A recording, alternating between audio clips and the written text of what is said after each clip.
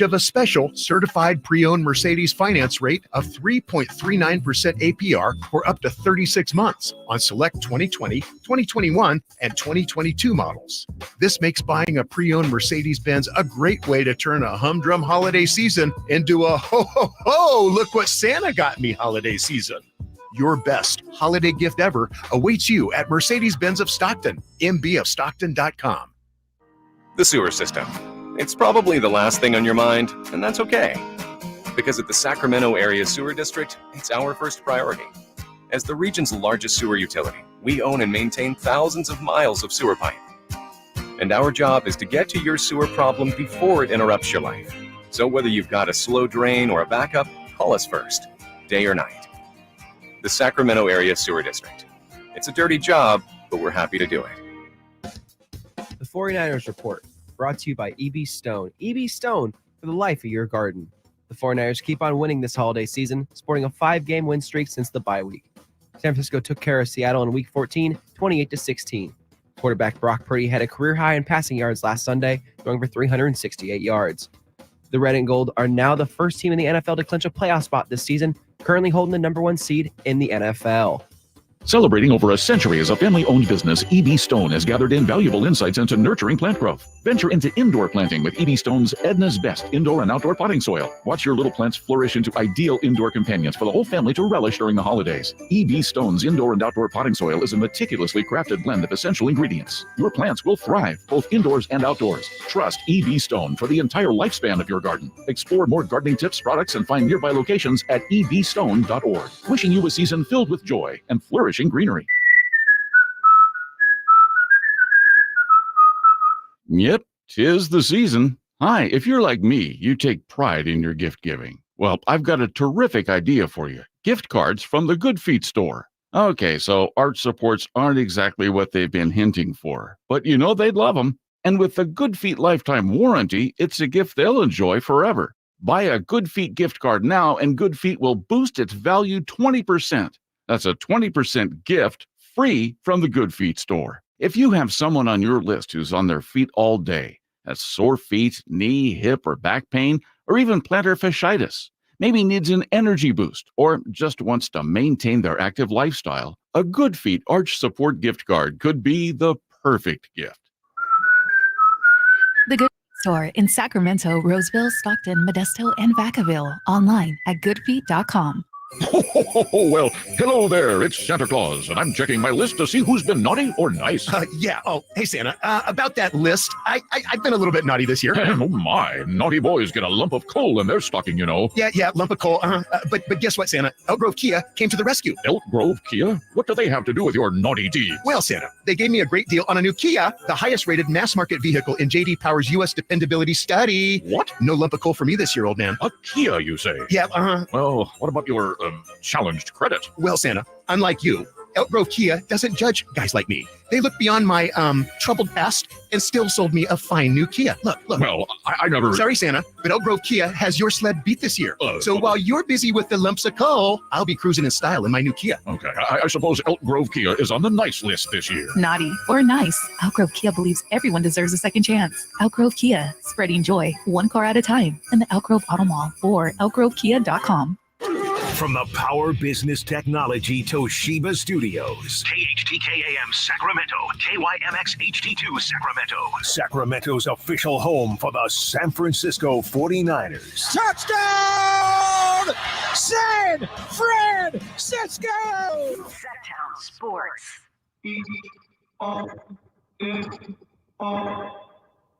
Live and local. This is SacTown Sports. Styles and Watkins, SacTown Sports, taking you up to 2 p.m. Thank you for being with us. And if you're just now joining us, thank you for joining us. And we are joined by Jason Aponte, writer for Niners Nation and co-host of the Sprint Right Option 49ers podcast. Jason, we're cool on Twitter. We follow each other, but I don't ever interacted before in any real capacity. So I just want to say you're a great follow, by the way, and thank you for being on the show. 100%, man. And thank you for having me. And as you know, as always, kind of respect the beam and respect Sacramento. Like Wow. there's a lot of talk about like Sacramento and what's the Bay Area and everything. And it's just like, hey man, it's all good on Mhm. my side, especially being an outsider looking at. No, for sure, for sure. Gotta respect the beam. I learned that very quickly, Jason. I learned that very quickly going from the Bay to Sacramento. All right, let's talk about a team that everybody can get down with out here in Northern California, and that's the San Francisco 49ers as they get ready to take on the Cardinals. They've struggled a little bit with mobile quarterbacks in the past, and Kyler especially, because I don't think Jalen Hurts is really a scrambler like that, but Kyler Murray definitely is. Do you think they'll struggle this time around, or are they just rolling like never before? It's hard to say because when you get into a game and you have Eric Armstead, Javon Hargrave not being there, I don't think that's something that you can sit there and say is nothing. Does it mean that the 49ers are not better than the Cardinals? I don't think so. But logistically, looking at this game, I watched the film last night of Kyler Murray. He doesn't seem to be the same person that he was, and that's essentially coming off an injury, right? And when he is pressured, his completion percentage, as it does with many quarterbacks, right, just plummets. It plummets from about a 60% clip to about like 44%. So that's a big drop, right? Yeah. So the 49ers, what they have to do is they have to make sure that they keep the pocket contained. They can control the edges, all those things. But I don't know if Kyler is that same guy that has given the 49ers fits year after year facing him. So for me, it's more about the 49ers playing contained, playing within themselves. They are the better team, and just finding a way to keep him in the pocket and making him beat them from the pocket with his arm. Now that after last week with Dallas taking down the Eagles, the Niners kind of control their own destiny when it comes to the number one seed in the NFC. How important do you think getting that one seed is for San Francisco, especially now considering that they went into Philly and took care of business? Like, should they even really be concerned about the one seed, or do you still feel like that's something that you just want to have in your back pocket?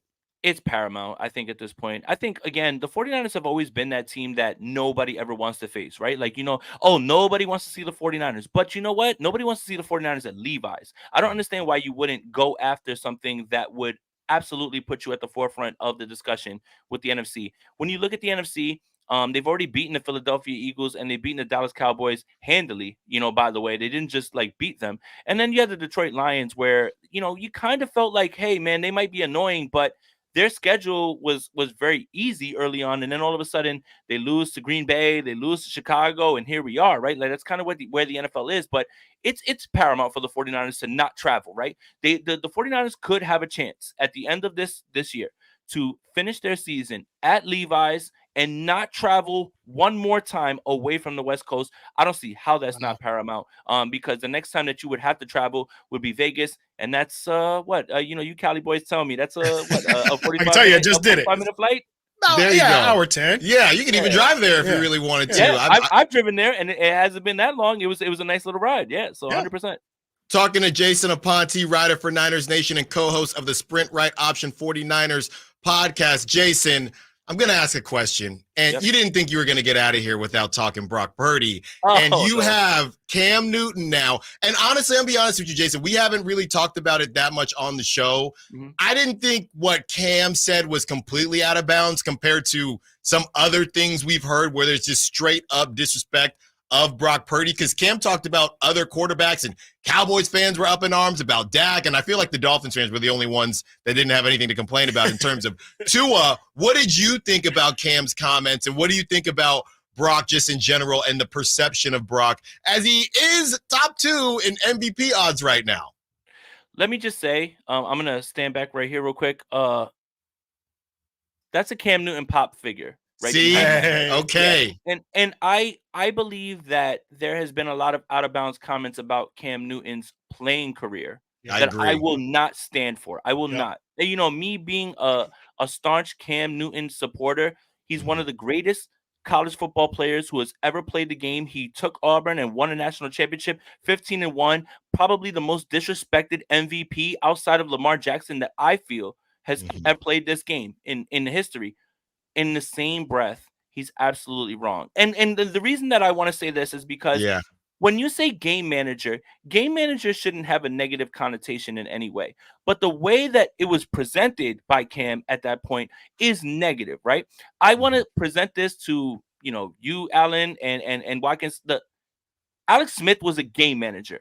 Right. And that's why the 49ers had to move on from him. And that's not a negative connotation. He was not going to lose you the game, but he wasn't going to win you the game. Brock Purdy right now is doing things right now as the quarterback that no one has seen since, and I'm going to make sure I get my hot take off, since Steve Young. And I loved Colin Kaepernick. I loved him. But no one is absolutely throwing the football down the field with this precision, with this absolute handle on the offense. And Kyle Shanahan will tell you right away, no matter what he says and no matter what he thinks, this offense is the closest thing that he's ever had to Matt Ryan in Atlanta. By the way, Matt Ryan in Atlanta, when Kyle Shanahan was there, he won MVP. Yes, he and did. Everything that Brock Purdy is leading in right now usually leads you to an MVP. Whether you agree that Brock Purdy's the MVP or not, that's up to you. But to say that Brock Purdy is a game manager is absolutely wrong. It's absolutely false. And it makes no sense. And I would ask anyone who's looking at Cam Newton and looking to him for their information, are you looking to be entertained? Are you looking to be informed? Because if you're looking to be informed and people who've actually watched the film and actually watched him play would know, and there's no way you would be able to come up with that take. Love Cam, love him as a player. I think he's one of the most disrespected players in the league. Absolutely disagree with him here. I don't think he has a leg to stand on with this argument. Jason, I'm just curious. We have a lot of fun with David Lombardi's stats and things that he likes to throw out with Brock Purdy. He's always got something that's a stat I've never heard before, or something that's always in Brock Purdy's favor or in the 49ers' favor. I'm just curious, in general, do you have a favorite Brock Purdy stat that you feel like does highlight kind of what you're saying? 100%. And by the way, shout out to David Lombardi, who's been nothing but nice to me and giving me great advice, through my trip, especially being a blogger on the outside looking in and not somebody who is in the intertwinings with those things. No, for me, it's the yards per attempt, right? Like you look at that number and you look at it and you see that he is head and shoulders above everyone else at 9 point something. I think that is what highlights not only one, that he is efficient. He's been getting the ball to the right people. 2, he's surrounded by playmakers. And 3, Kyle Shanahan's scheme is absolutely unmatched. That's why everyone is trying to match that with, Mike McDaniel and Sean McVay, all these guys. We're going to get to a point where Kyle Shanahan's scheme is going to be the majority of the coaches' schemes at this point. And for me, you're looking at a guy who is doing things right now in this offense that is lifting it to a point that we've only seen one other person highlight, and that's Matt Ryan, and he won the MVP. So for me, the yards per attempt is something. One other one that I think is great is the touchdown percentage, because the touchdowns that they are getting now, you see Deebo Samuel running these fly routes and the ball's placed in his hands. That was never happening before, and that's no slight at Jimmy Garoppolo. I'm sorry. We have gone week after week with other quarterbacks and gone through the film and said, that guy is streaking by himself wide open. Why isn't the ball getting thrown there? Not only is the ball getting thrown there, it's getting thrown in a spot where now the explosive plays are happening. Being 21st in the league in passing attempts, leading in yards per attempt, and touchdown percentage, I think those are my favorite stats for Brock Purdy, because Brock Purdy's missed how many fourth quarters? Because the 49ers have been blowing people out, right? Like literally Sam Darnold's in there and playing football because the game's over. Imagine if Brock Purdy had to be in competitive games, what his numbers would look like. Talking to Jason Aponte, writer for Niners Nation and co-host of the Sprint Right Option 49ers podcast. One more question for you, Jason. I guess you say all this, right? And Niners fans all across the globe, and you've been the bridesmaid a couple times now with different coaches. The bottom line is, doesn't it feel like this has to be the year? And if you don't get it done, doesn't it feel like, I don't know what's going to happen? I mean, from not just the team that the Niners have, but to around the NFL, this is the most broken I think we've seen the other teams. The Chiefs don't know what's going on. I'm not a believer in the Eagles. We're not going to waste our breath about the Cowboys. Doesn't it feel like it has to be? If it's not this year, when is it going to happen, Jason? Alan, I literally wrote an article on Wednesday about this, and we took a survey with 49ers fans. And the question was, would this season be a disappointment without a Super Bowl? I was shocked to see that the number was only 89%. Because I wrote a convincing article about the same things you talked about, Alan. You've been there, you know how to get there. Now is your time. You are clearly head and shoulders above everyone else, right? The only thing that's in your way right now is health. It's not a team. It's not someone that's the big boogeyman. You're the boogeyman now. Yeah. You are the boogeyman. No one wants to play the 49ers. It doesn't matter where it is. And to, to the point of, what will they be the number 1 seed? It doesn't matter. Go to Philly, go to Dallas, play the game on Mars. I'll take the 49ers every single time. I will take it every single time. This absolutely has to be the season, right? There's nothing right now that is impeding you from it. There's no AFC boogeyman because that AFC is right now just looking like whatever. And by the way, about Brock Purdy needing receivers, poor Patrick Mahomes. Oh God, he needs a wide receiver, right? So funny how all this stuff is just thrown out the window when it comes to all this stuff. Poor Patrick Mahomes, poor this guy and that guy. Oh, poor Justin Herbert. By the way, Justin Herbert, impeded his case basically last night with the way that they played. But I just find it funny about like the way that everyone looks at Brock Purdy and they say, well, he's got this playmakers, he's got this guy, he's got that guy. Now we're crying for Patrick Mahomes. Are we serious right now? Like with this argument, it's terrible. Right now, it has to be the 49ers season. This is it. It's right in front of you. Not only are you in the driver's seat for home field, this is absolutely your season right now. And you have to do it because no one's in your way in the NFC. No one cares about Dallas. Dallas is doing exactly what they normally do, beating up on teams that they should beat up. That includes the Philadelphia Eagles. Ha ha ha. And then, everyone else in the AFC just looks like they're normal. So for me, yes, it absolutely has to be the San Francisco 49ers this season. Jason, it's been an absolute pleasure. Where are you located, Jason? I'm actually a Jersey boy. You're in Jersey. What? Yeah.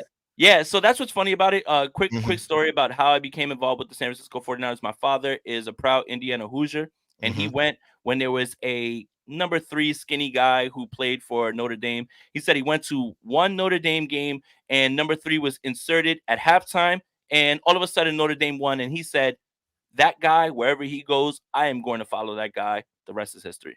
Wow. Well, Jason, it doesn't matter where you're located because you always come with the heat. If you don't follow Jason on social media, on Twitter like I do, you are missing out because Jason has all that information. That was awesome. Jason Aponte, writer for Niners Nation and co-host of the Sprint Right Option 49ers podcast. Jason, enjoy the rest of your weekend, and hopefully we get another Niners win. Bang, bang, Niner gang. We'll talk to you soon. Thank you guys so much. And yeah, absolutely. I think the Niners win out. That's my hot take also, by the way. They're going to be Baltimore on Christmas. Thank you, Jason. All the hot takes. There you go. Thank you to Jason Aponte, writer for Niners Nation and co-host of the Sprint Right Option 49ers podcast. When we get back, we're going to talk about those Cam Newton statements.